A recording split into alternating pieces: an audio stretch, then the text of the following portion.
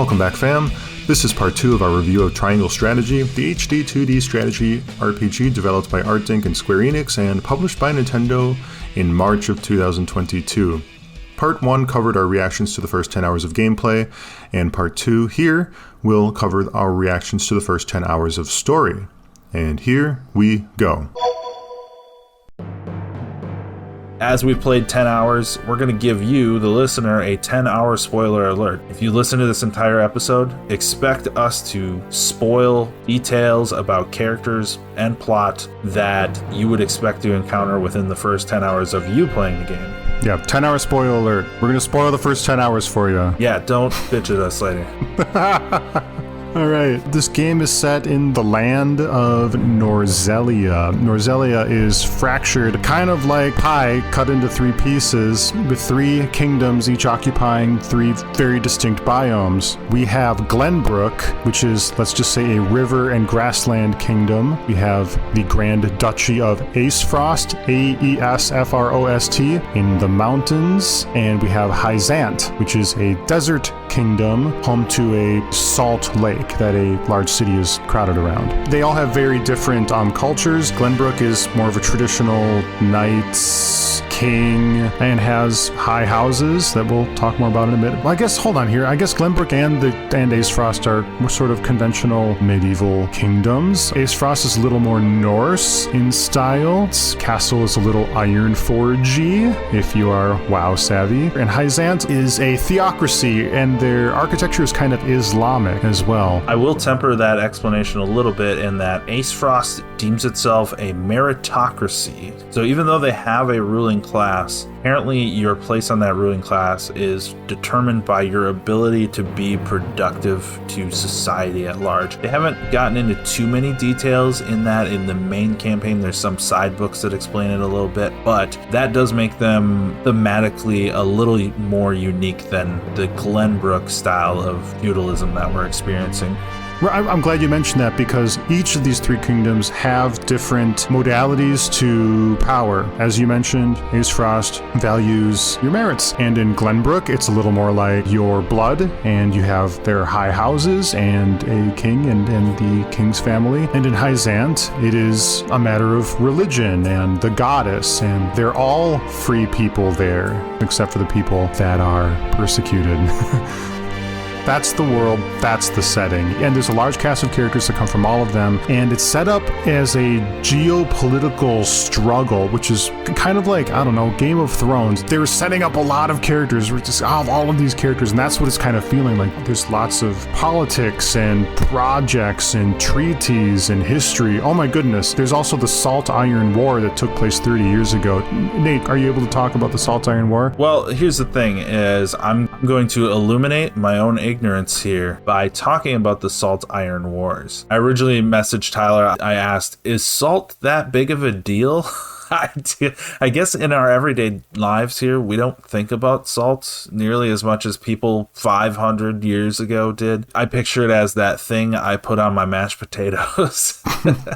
But I guess as I researched a little bit, I had the question, did people fight wars over salt? The resounding answer is absolutely yes. Apparently. And that's just showing the failure of the American educational system. Yeah, man. Or maybe the prosperity of the American experience, that now salt is nothing, whereas we used to slave and die over it. We'll fight over the damnedest things. I mean, haven't you heard of the War of the Roses? They fought over roses, Nate. Roses. Have you ever heard of the War of the Worlds? They fought over worlds, Nate. Worlds. Yes, we will fight over anything. So I was proven wrong about the Salt Iron War and its relative importance. For a time, I was thinking, hey, Salt Wars, Star Wars. In Star Wars, there is a product called spice, which is absolutely not just regular spice. It is a galactic addictive drug in the world of Star Wars, but they don't tell you that, and there's just people talking about spice all the time. And it made me think, did George Lucas originally write this inspired by actual spice, and then he realized wait, this is dumb for people across the galaxy to be worrying about actual real spice, so I need to make it something different. I don't know, because there's a lot of those early writings of him where he's just talking about trade disputes from like the East India Company and things like that. So I think Star Wars was originally inspired by spice, just like this game is inspired by salt. I didn't know that about Star Wars spice. That's pretty interesting. Okay, so we've talked about the three kingdoms. They have the three hierarchy modalities, but they also have three resources that they each attend to and everybody wants. Salt, Hyzant, iron, Aesfrost, and Glenbrook is water, but I don't think it's water. It's the economical commerce that waterways provide. To take the simplest route, even though I don't think it was explicitly explained, in the north, you're going to have a problem growing crops, and in the desert, you're going to have a problem growing crops. So I think maybe Glenbrook has got food on lockdown. The conversations about what Glenbrook provides in this triangle of kingdoms isn't as like commodified as iron and salt is. And so, which is why I kind of wondered if they were really just talking about waterways as economic trade routes. Regardless, 30 years ago, there was a bitter fight about it. And now there was a treaty that took place at the end of it. And there is an organization that attends to the equilibrium the treaty provides. And they're called the Norzelia Consortium. It's kind of like the League of Nations. They organize the truce, fair trade between all of these commodities. Yeah, Tyler. And so as we discover the setting, the plot, all of this, we start to zoom in on the characters that make up all of these important events in the modern era. Our main character, the most important person to highlight, his name is Serenoa Wolffort, or Wolffort, as they will say it. But I always separate in my head, I literally think of him as a fort full of wolves. His dad is the head of this warrior clan who are known as the Protectors of Glenbrook. So even though Glenbrook has a king and a royal family, there's a certain amount of accolade that the Wolffort family carries within Glenbrook for being the warrior class of the country. And Serenoa is the heir to that family, and as we'll soon discover within our play sessions here, the patriarch of the family is ill and feels that he rapidly needs to pass on his responsibilities to you, the player. Yeah, young man, brown tousled hair, swordsman, looks almost exactly like Joseph, the protagonist of the not yet released Final Fantasy 16. I really haven't been keeping tabs on that, so that's an interesting observation. One is rendered in like Super HD and one is rendered in pixel art, but they do look very similar. I guess Joseph has like a scowl. He's like a hard-bitten, damaged. He's not a fresh-faced young lad like Serenoa is, but in physical form, they are very similar. Next on the list is Frederica. She is a Rosellan. Am I saying that right? Sure. She is a Rosellan princess, an illegitimate daughter. A bastard.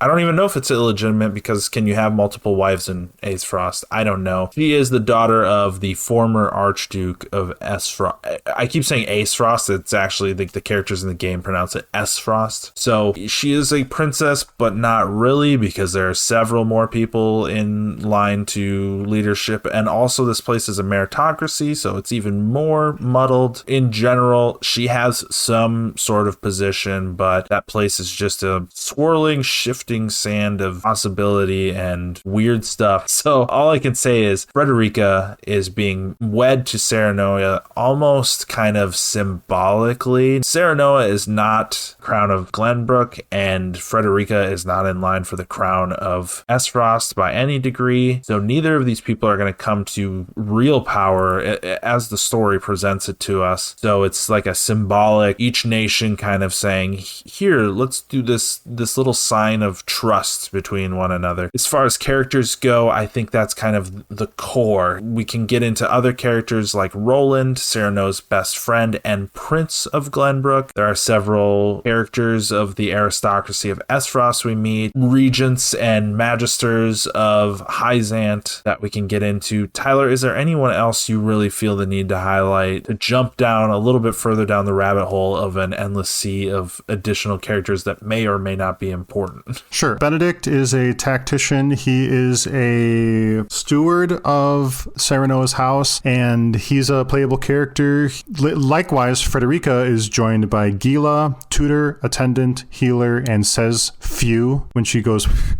you go, she's the one that goes phew. And they are all part of our squad. Serenoa, Lady Frederica, she's a fire mage. Pink hair. And because she's a half princess, let's say, her mom was a Rosellan, and Rosellan are a minority class in Hyzant. And so her full siblings resent her for being this a minority from another kingdom. And so they have a lot of disdain for her. All I'll say is kind of important to know is that the Esfrost royal family seems to have some xenophobic tendencies to them. Like we mentioned, they look down on the Rosellan. They openly, among all members of all countries, ridicule their half-sister for having pink hair. The indication of who the Rosellan are, they all have this hair color. I'm going to guess there's a larger story at play here. In your first step into the game, it is kind of off-putting to have somebody just be openly racist and then everyone around them doesn't react to it whatsoever. Even at times, the woman's husband-to-be just kind of shrugging off the fact that people just belittled her. So if that kind of gives you a little bit of color for the type of personality that a few of these royal family members of Esfrost have, we'll let that sink in and talk about that later. Well, you might say that the Esfrost royal family are kind of making as much hay with her as they can by getting her out of the kingdom and wedding her to House Wolford. I will also say more about Roland here. So Roland is the prince of the proper royal family of Glenbrook, but he's an adventurous type. He doesn't like sitting on the throne and listening to audiences from the members. He likes getting out and getting his hands dirty with his best friend Serenoa. And so although the royal family would like him to stay in the Glenbrook castle, he does not. He joins us for the fun. He rides a horse and he wields a spear, and he has high mobility, but he's not very durable, and so you might get him into some trouble by overextending yourself too soon, which I have done a handful of times. And I'm guessing that's his charge, that you just charge like 6 squares ahead and then you're in the middle of everyone. There was an incident on one of the levels where there were 3 guys lined up and I just had to, and then he immediately got annihilated after doing the charge. Yes. When he died, for me, he was not quite so glorious, but that sounds like a pretty tempting play. The quick and dirty on the order of events here is Lady Frederica and Gila meet Serenoa by boat. The boat meeting is waylaid by bandits, which serves as our tutorial battle. They get together. We meet other members of the House Wolford crew. There's a tourney that takes place where different kingdoms kind of get the measure of one another. And then afterwards, we learn that Serenoa is going to become the king's hand. He's going to speak with the king's voice. And his first mission is to go on a trip to one of the 2 kingdoms that you can visit. Your choice of one of 2 kingdoms. I find this kind of funny. Serenoa has been imbued with this power, but Serenoa democratizes that power to his posse about where he's going to go. He has kingly power, but he democratizes it to make his first major decision with it, and I just find that very interesting. It's even a layer deeper than that. You're talking 2 layers. There's 3 layers. He's the leader, and he gets to make the decisions. He tells everyone else, hey, we'll vote on it together. We'll all make the decision together. And then he systematically goes to each person and tries to influence their decision in a different direction. So there's a 3rd layer of why didn't you just make the choice yourself? I feel like this is a really cool gameplay element to get you involved in chatting with people and learning their motivations and giving you a measure of control. But if we're looking at it in real life, it's a little bit of like manipulative gaslighting in a way of like, hey, you get to make the choice, but you better make the choice that I suggested to you. But you go ahead, just make that choice. It's okay. Mm-hmm, right. So this moment is dressed up to be pretty important, and we'll probably see some more of these democratized voting moments between our party at large here. But because this is the first one, I think that if you did what you needed to do at a basic level, you can go to whichever kingdom that you wanted to. And for the listeners' information, Nate and I split off into the 2 different countries deliberately to give a more robust review here. Nate went to Esfrost, and I went to the desert of Hyzant. Nate, can you say a little bit about about what you did when you went to Esfrost, and I'll say a little bit about what I did in Hyzant? Yes. So going to Esfrost, there is a significant section designed to teach you about the history and customs of this country. We learn a little bit when we're introduced to them as people as they're visiting our nation, but you get a deeper understanding by visiting there. There is a large library where all are welcome to take part in discovering the storied secrets of Aesfrost's research and knowledge. The core tenet of what allows you into this library is, can you produce? If you gain the country's wisdom, what are you going to create from it? It's a very interesting dynamic to that meritocracy, that production produces access and access produces production. Very much the cycle of late stage capitalism we live in now, where in order to make money, you have to have money. How do you get the money? Well, hopefully you have institutional wealth to get you started, because otherwise you might be locked out. So those locked outside of the library are the people suffering on the streets who can't afford the heavy salt taxes they need for their mashed potatoes and not living the dream. People at the top, their opinion is, well, these people aren't productive. Why would they have access to the archives? You know, they need to show their grit, their mettle, right? Kind of a catch-22. And our main character comments on that from what he's seeing, not everything about this system is as ideal as it is romanticized.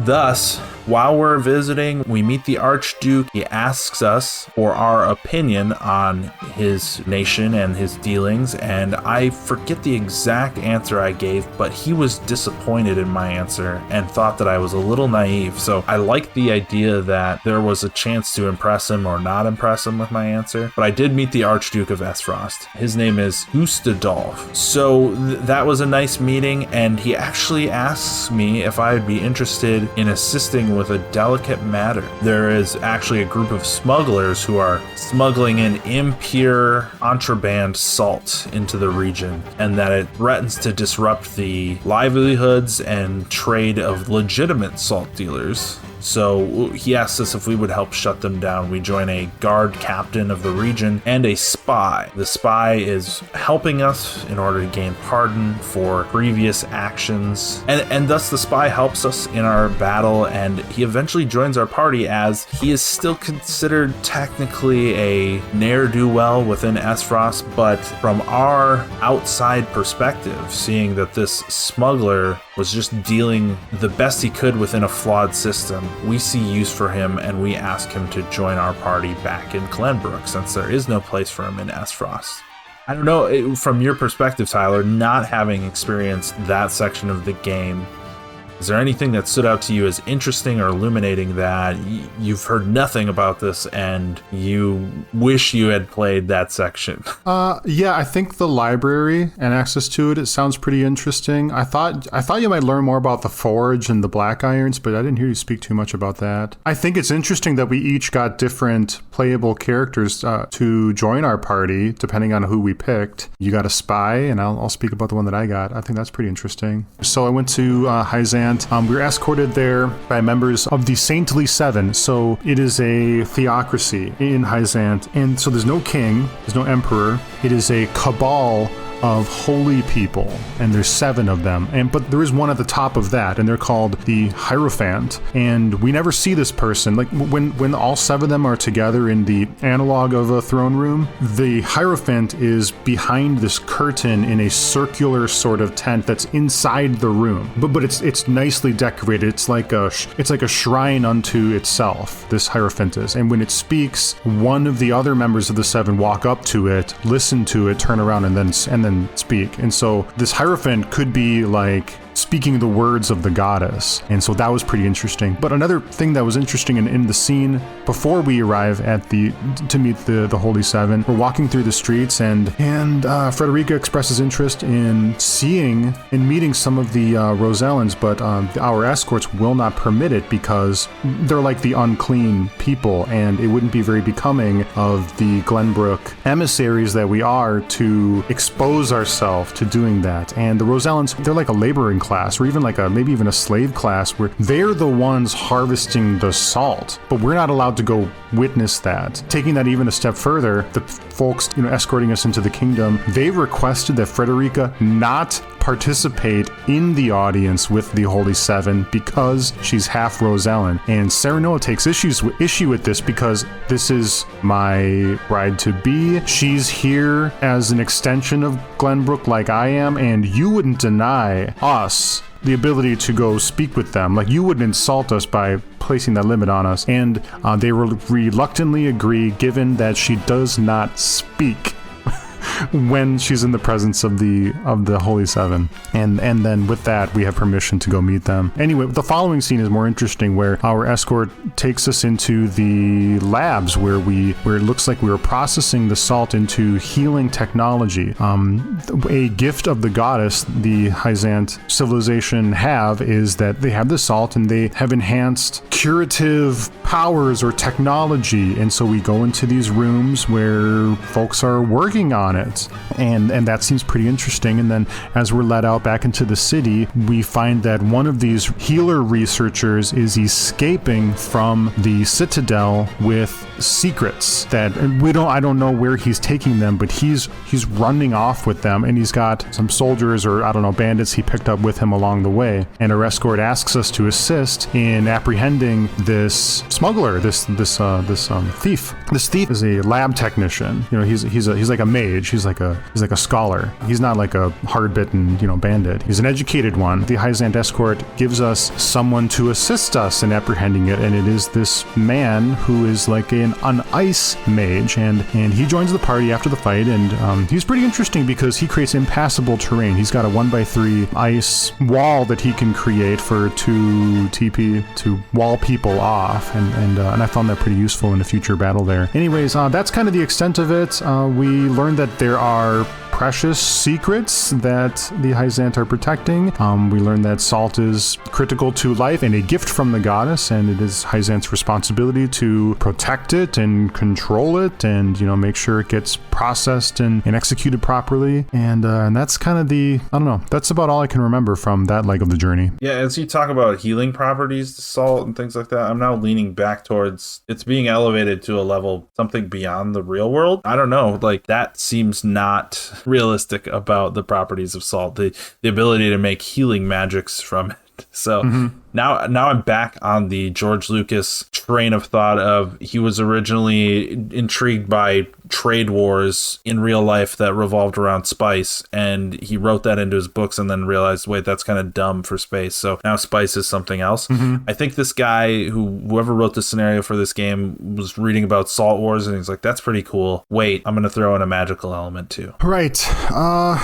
What happens next? I think in the interest of keeping this a little bit more brief, we should just skip to the big kind of snap of the story and where things are going. Let's do it. You can take it away, but don't forget about the mine to precipitate it. Yes, so we talked about earlier that one of the S. Frosty cousins, what is his name? Do you remember? I don't. It started with a D. D for drunk. Yeah.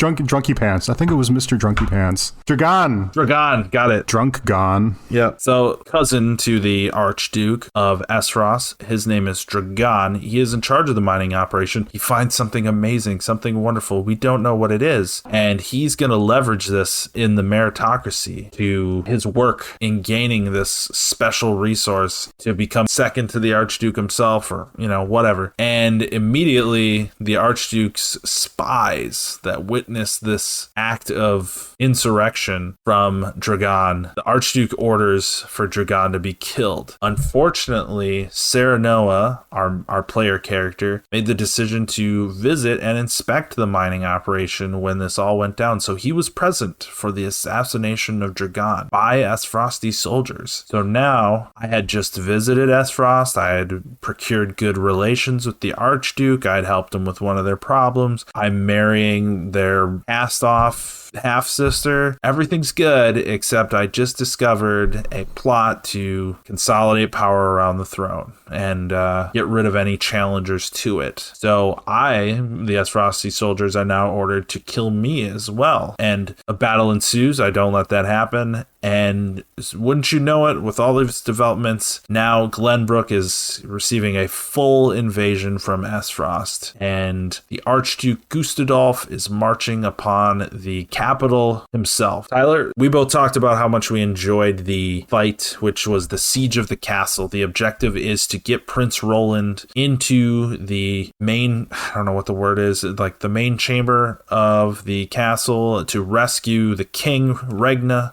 And there's a battle where the objective is literally to protect Roland and get him to a certain place on the map. Yeah, that was that was, I think, my favorite battle. It was there was high tension. Enemies continue to flood in from all corners of the map as you're trying to make your way through the map, cutting down people and maybe losing one or two on the way of your own on the way. If Roland dies, it's game over, so you have to protect him. It's pretty neat how the first few fights were just kind of, slay everybody, but as the game plays out, the conditions for winning are getting more and more nuanced. Yeah, this battle was great, Tyler, and after we finish it, I want to shoot through the story here because I think this is the part where we've engrossed the player enough and the main plot is hit. So we get to the main chambers of the castle. King Regna is besieged by Archduke Gustadolf. We try and make a stand. We do a pincer attack, but long story short, one of the crown princes is slain. All hell kind of breaks loose, and we are ordered to retreat by the king because now the heir apparent is Roland, and he is the one currently in our party, and we've been protecting him. So the tide kind of shifts, and it becomes about escaping rather than saving the king. This scene it's high tension. It's got a lot happens, and it kind of sets the stage for the rest of the game and the main struggle. I don't know that I necessarily buy it because I just killed like 30 people, and I walk into a room of about 10, and I have the pincer advantage,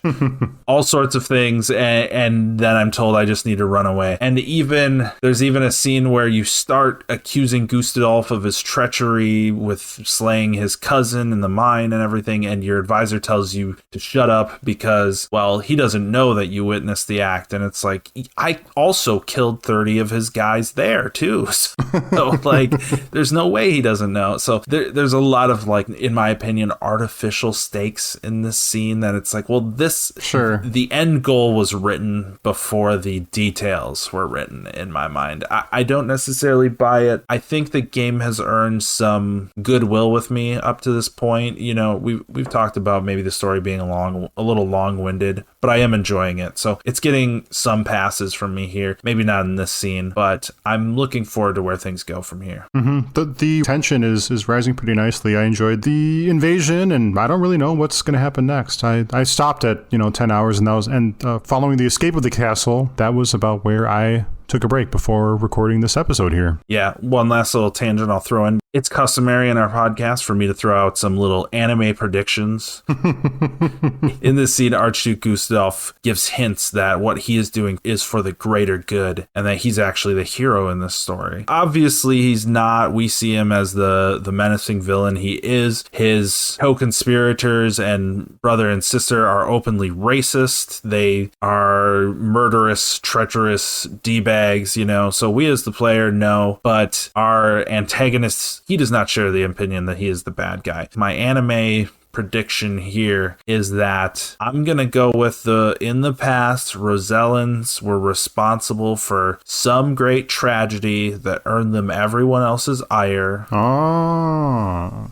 And since then, that's why they're made slaves. They're being driven out of their homes. They're looked down upon from all angles. And the reason that Gustadolf is invading Glenbrook and saying that it's necessary that he take the reins and bring these people under his heel, it has to do with the fact that they harbor a growing settlement of Rosellan refugees there. And that little stain on their country is just too much of an affront for him, because if that small group grows and expands and becomes more powerful, that represents a significant threat. Gustadolf even comments about how he cares not for his own father's dealings or his death and really doesn't care about the man at all. I think that that's motivated by his father having a Rosellan mistress. Maybe that fuels his hatred of Rosellans, is that the father loved the mistress more than the mother. Who knows? But my guess is that's that's going to be the kind of mid to end game twist, is that there's some sort of history here of calamitous or misunderstood reason on why everyone hates the Rosellans, and that our antagonist sees himself as the hero by putting these people back under heel. Let's see how the prediction goes. Outstanding, Nate. So, Tyler, when we're talking about the characters, there is a subject I need to bring up, just my little nitpickiness and all that.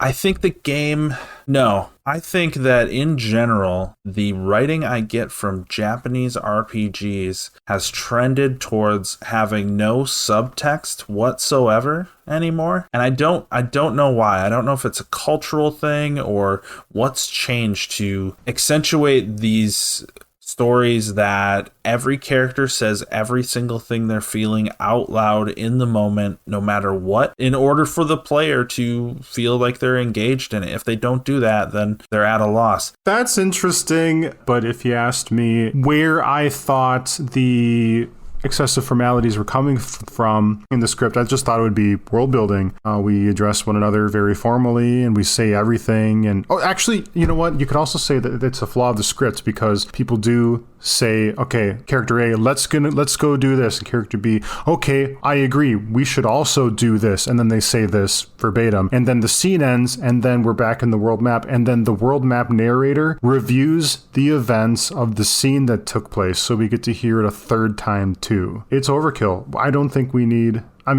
maybe we'll need her later, but we're hearing the same stuff a lot. Yes, and an example I'll give to this, and of course we're in this space of Square Enix, Final Fantasy, history, pedigree, and all of this. So again, as I've said, I'm going back to tactics, right? With the matter of subtext, in Triangle Strategy, we have a villain who openly says all of his motivations, criticizes his peers for what they did wrong, and tells them that he's going to crush them and take care of them. The lower brother and sister are openly racist and say all of their thoughts out loud, and after killing their cousin will say, hey, kill this guy too, and clean this up, and do that, and do this. And all of their motivations and prejudices and faults are laid bare for us, the viewer, to immediately hate upon them. Now, if we go to Final Fantasy Tactics, spoilers for Final Fantasy Tactics here, one of the major antagonists is the main character's brother, Dysadarg. But when you meet Dysadarg, his villainy is not openly on display. It is a part of his subtext. So he is, quote unquote, the good leading heir to House Beowulf. But from the beginning, he gives off an air of being above the needs of his people. He's a noble. The regular people don't matter. He is not solemn or respectful in the presence of his dying father. He is complaining about his brother's lack of decorum and focused on other matters. He is not concerned by a political dignitary's kidnapping and just says, you know what, the troops are going to deal with it. It's not a big deal. Doesn't offer to send any additional aid for the situation. And when his brother proceeds to take care of a band of miscreants that are terrorizing the public, he treats young Ramza's recent battle accomplishments as matters that increase his political favor and acclaim rather than actions lauded for the good they've done. So Dysadarg has tons of subtext on why he is a not good guy, before dozens of hours later it is verified that he is actually an antagonist within the game.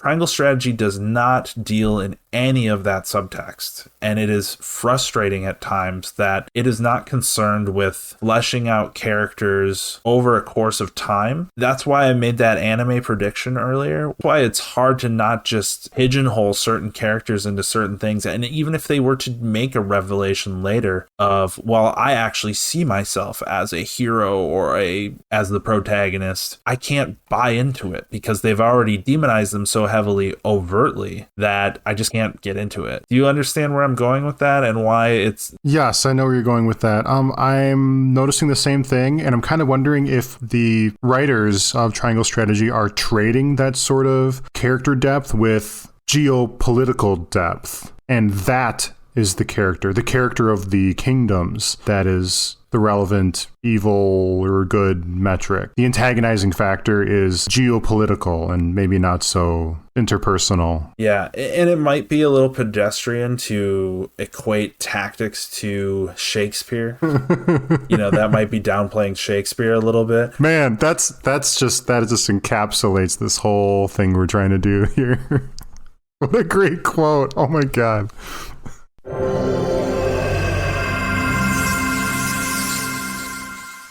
As always, this has been a recording from the gaming podcast Hero with 1,000 Potions with your hosts Nate and Tyler.